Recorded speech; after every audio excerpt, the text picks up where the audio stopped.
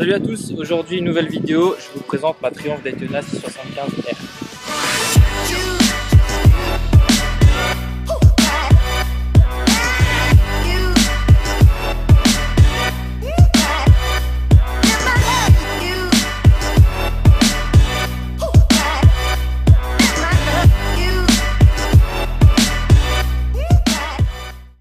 Donc ma Triumph, c'est une Daytona 675R de 2013.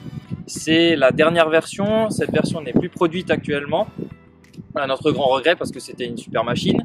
Alors c'est un moteur 3 cylindres de 675 cm3 de cylindrée, réputé pour son couple et sa puissance. À l'époque où elle était sortie en 2013, elle était légèrement au-dessus des japonaises en termes de puissance d'origine. Les japonaises ont rattrapé leur retard. Maintenant les R6 sont à niveau puissance et niveau couple, c'est équivalent. Donc là, je vais vous présenter en détail les différentes pièces qui sont sur la moto, que ce soit les pièces d'origine et les pièces que moi j'ai installées pour faire de la piste. Donc on commence tout de suite par la partie avant. Alors à l'avant, on retrouve des disques Brembo avec un étrier Brembo M4. Moi j'ai mis pour la piste des plaquettes ZCO type Endurance. Donc c'est des super bonnes plaquettes qui ressemblent un petit peu aux Z04. Donc c'est vraiment des plaquettes qui sont très performantes, tant au niveau du mordant que de l'endurance, donc j'en suis très content. Ensuite on retrouve ici une très belle fourche Öhlins Nix30, voilà, donc c'était le modèle à l'époque qui était sorti sur la Daytona, qui était d'origine sur la version R. Donc à savoir qu'il y a la fourche et l'amortisseur, on le verra après. C'est une pièce très performante par rapport à la fourche d'origine qui est beaucoup trop souple. Ben là on a quasiment besoin de rien faire dedans.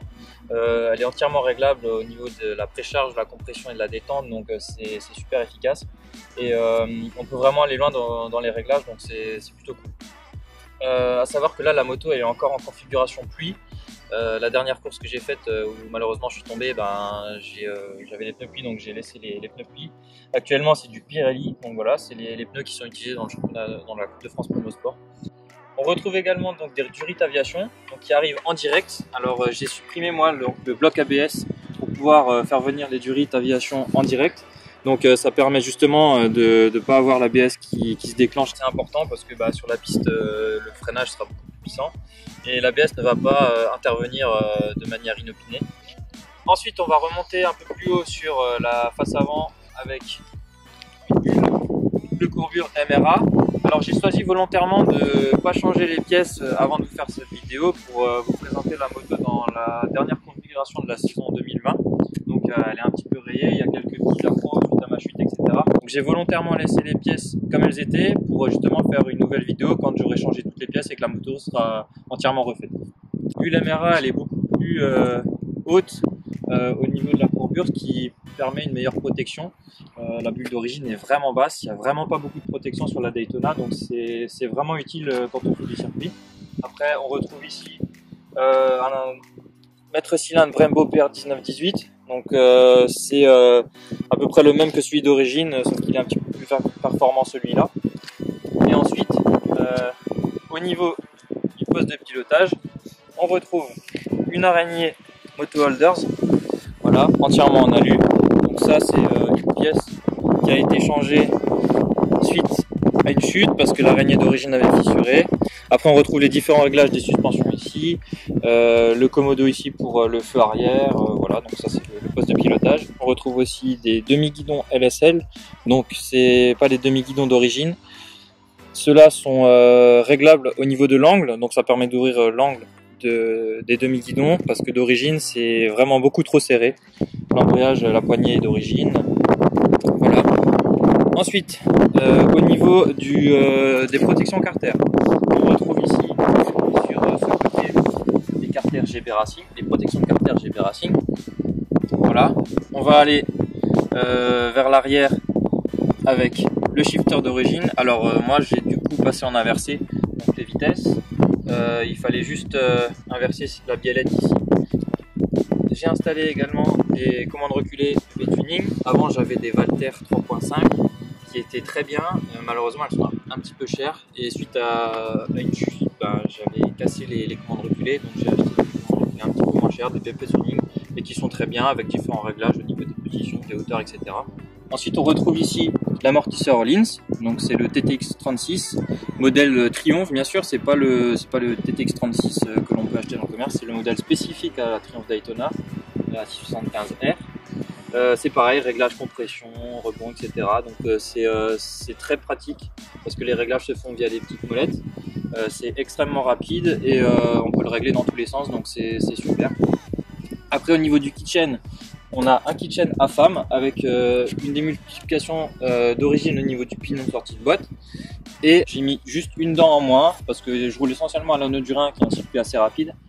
Donc la transmission d'origine était un petit peu courte, donc j'ai enlevé une dent à l'arrière. Et donc c'est un kitchen en pâte 520 en alu. Au niveau du lèche-roue, c'est le lèche-roue carbone d'origine de la 675R. Le garde-boue, je ne l'ai pas précisé avant, qui à l'avant c'est aussi le modèle carbone d'origine. Donc ça je l'ai laissé, je trouve que ça fait un petit peu sympa. À l'intérieur j'ai une batterie au lithium donc, qui permet un gain de poids au niveau de la batterie, c'est pas négligeable. Le feu arrière qui est obligatoire pour le championnat de France Promo Sport, donc ça c'est en cas de pluie. Ensuite on peut passer à l'échappement. L'échappement c'est une ligne complète Arrow en titane, entièrement en titane. Alors elle est un petit peu fatiguée, surtout au niveau du silencieux parce que il y a eu quelques chutes qui lui ont fait un petit peu mal. Je vais refaire l'échappement cet hiver, donc cet hiver il y aura donc un nouveau silencieux. De manière à ce que l'esthétique de la moto et les performances ne soient pas altérées. Sur cette partie, on retrouve également une durite aviation pour le frein arrière. Ici, la commande reculée PP Tuning. Donc là, il manque un morceau suite à la dernière chute. Et de ce côté-là, les protections Carter GB Racing qui sont un petit peu frottées, avec les différentes vis qui sont freinées, ici, là, pour le Carter Bull moteur. Pour le poli, donc c'est un poli à moitié Sebimoto et à moitié Fly Design. La partie avant ainsi que le gros réservoir, c'est la marque Fly Design, donc une entreprise alsacienne basée du côté de Colmar. Et la partie arrière, donc la coque arrière, c'est une coque de chez Sebimoto. Alors pourquoi j'ai pris Sebimoto? Parce que c'est les seuls qui font une coque qui permet d'installer la selle d'origine. Moi je roule encore avec la selle d'origine. J'ai aussi une coque Fly Design qui permet d'avoir une selle un petit peu plus haute, mais je préfère rouler avec la selle d'origine, je me sens mieux dessus. Donc j'ai fini de vous présenter les pièces de la moto. Maintenant je vais vous démarrer le moteur pour vous faire écouter le son avec la ligne Arrow.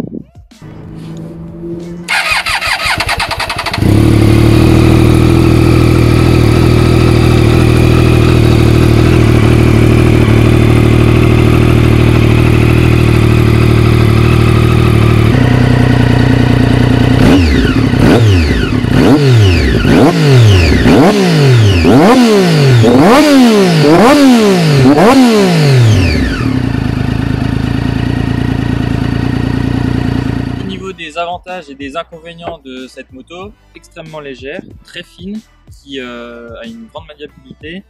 Elle a un train avant super précis, elle peut encaisser les freinages les plus costauds et ressortir vraiment comme un boulet de canon.